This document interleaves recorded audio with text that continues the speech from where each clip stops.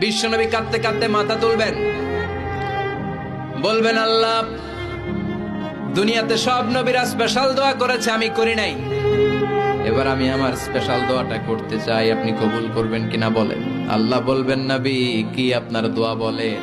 বিশ্বনবী বলবেন, আমার একটা উম্মত যার অন্তরের মধ্যে যাররা পরিমাণ ঈমান আছে, একবার আপনারে আল্লাহ বলে ডেকেছে, একবার আমি বিশ্বনবীর উপর দুরূদ পড়েছে, একবার শাহাদাতের বাণী আমার যে গুনাহগার উম্মত দুনিয়ার বুকে থেকে ঘোষণা দিয়েছে, ওই একটা উম্মত যদি জান্নাতে ঢুকতে না পারে, আপনি আমারে জান্নাতে ঢুকাতে পারবেন না।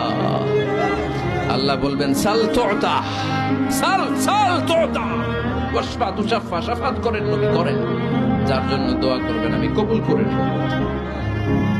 দুনিয়াতে বিশ্বনবী কম কষ্ট সহ্য করে নাই। 3 বছর শিয়াবে আবি তালেবে জেল খেটেছে। কয় বছর?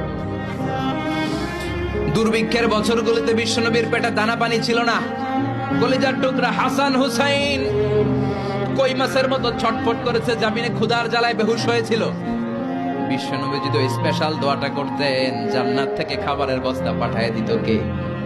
ওই দোয়া করছিলেন? জেলখানায় আল্লাহরে বলছিলেন, আল্লাহ স্পেশাল দোয়া করলাম, জেল থেকে মুক্ত করে দেন, করছিলেন?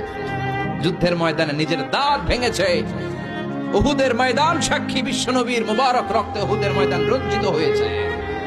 সেদিনও বিশ্বনবী ওই দোয়াটা করে নাই। চিল্লায় বলেন ঠিক কিনা?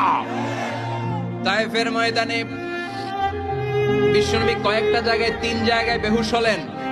বিশ্বনবীর মুবারক দেহ বেয়ে রক্ত ঝরলো। ওই কঠিন বিপদের দিনও বিশ্বনবী এই দোয়াটা করেছেন নাকি? কথা বলেন।